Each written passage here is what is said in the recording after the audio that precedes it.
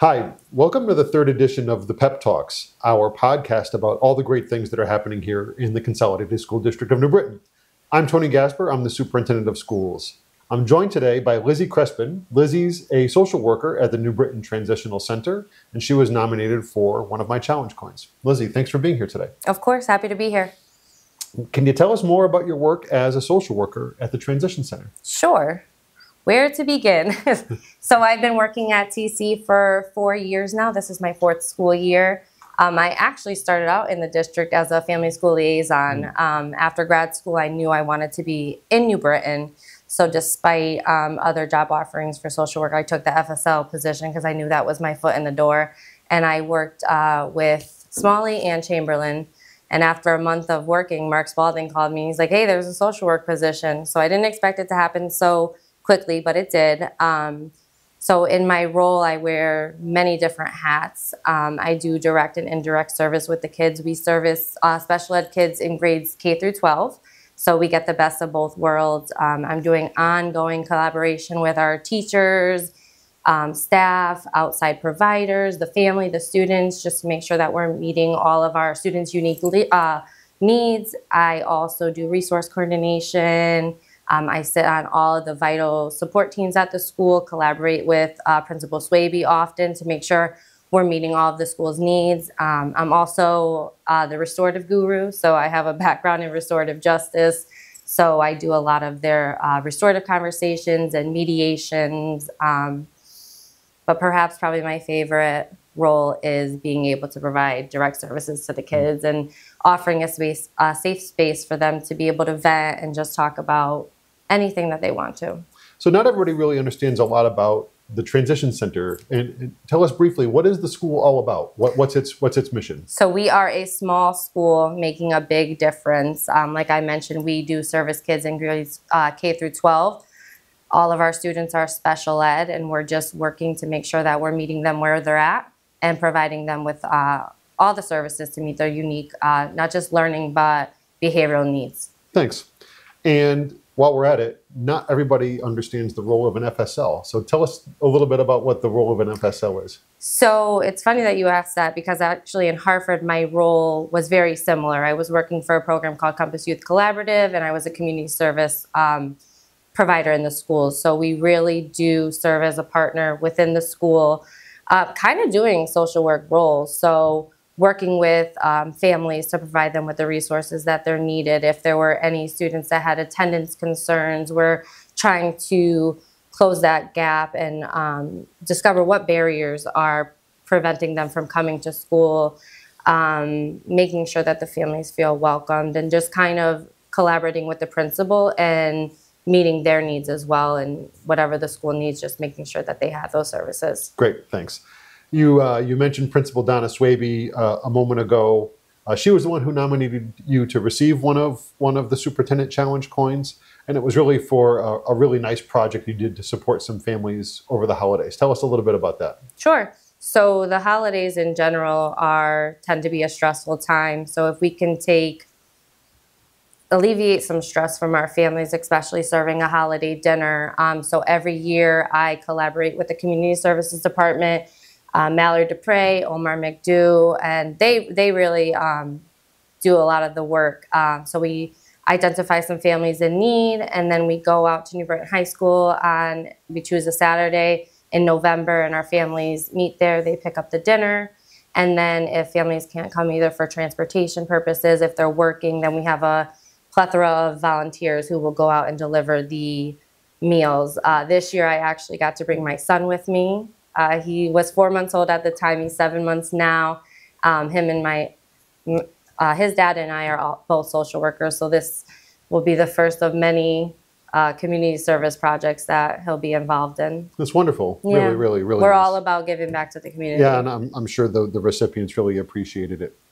From a more general sense, you mentioned it a moment ago also, but what made you choose to become a social worker? What motivates you to do that work? I started working with kids when I was 18 years old, actually with the New Britain Parks and Recreation Department, and the majority of my career has always been working in schools, working with kids. I didn't want to become a teacher, but I knew I wanted to ultimately be in a school. And I was always good at building relationships with kids, and I have a lot of empathy, and it just figured like social work is the way to go. I tried out the criminal justice field, and then I ended up, 27. I was like, all right, it's time to decide what I want to do. And I went to school for social work for Springfield College. I got my master's, and here I am today. Awesome. Awesome. So you've got a good long history here in New Britain. Oh, yeah. What do you think are some of the best things about working here in New Britain and also working at TC? New Britain's home. So I was born and raised in New Britain. I went to Jefferson, and middle school I went to Pulaski, and then I graduated from New Britain High School. I mentioned Parks and Rec. Some of my friends that I was working with Parks and Rec, they're now working in New Britain schools, and something about all of us is that we have a big sense of pride for New Britain. I'd say TC, the staff there are just some of the most dedicated individuals that you'll meet. We don't have the easiest job, and we show up every day. We put whatever happened yesterday behind us, and we're ready to just really show our kids a level of love and work as a family to make sure that they feel that as well. Awesome. I know TC is a special place. Yeah, we're family. We're a big family. Awesome. Great. For you professionally, who was a big influence on you and why? I'd say both of my parents. They're the type of people that would give you their shirt off the back if you needed it. Our house was always the house that all the kids were coming to. My mom was always cooking for me and my siblings' friends, and my dad was giving everybody rides to their sporting events or wherever we were hanging out. So I think it's kind of been like instilled in us to be good people and to be there for others and serve others. So I would definitely say my family. And then now having my own son, I mean, you already have the empathy, and then you have your kid, and you always are thinking in the back of your mind, how would I want my son to be treated? So I think he continues to motivate me to this day. Great. Now, we always talk about lessons we teach to the kids. Is there a lesson you've learned from the students that you think you'd like to share? Several. But I think the most important one is resiliency. The kids at TC, some of the kids, I should say, have been through more than some of us will go through in adults in just their short lives, and they show up every day, and they're ready to learn, and they're ready to give love, even though sometimes it's tough love. And they don't give up. And that's something that I keep in the back of my mind constantly when I'm going through my own challenges in my own life. It's great. And to wrap up, one last question.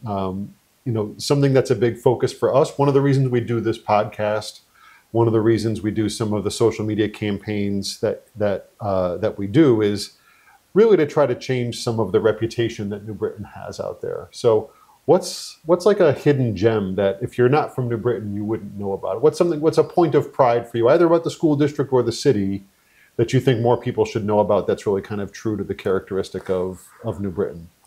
That's a tough one. You're a lifelong resident. I am a lifelong resident. What makes it special that maybe isn't in line with kind of some of the public persona, something that we want to change? I think the diversity. New Britain is a very diverse place, and I think to live here and to know it is to love it. And a lot of people don't see that, like you said, on the outside, but there is a sense of pride, and there is a sense of serving others and having each other's back. And when you are from New Britain, you feel it. You have that, like, the passion for the city. And I've known Erin Stewart since I was a little girl. My dad actually taught her in softball and the things that she's doing with the community. So I think there's so many people that see the potential in New Britain and are striving to let the other cities know, like, New Britain's where it's at. Yeah. Thanks so much for your time. Thank you for having me. Thanks for what you do for our kids, and thank you for joining us.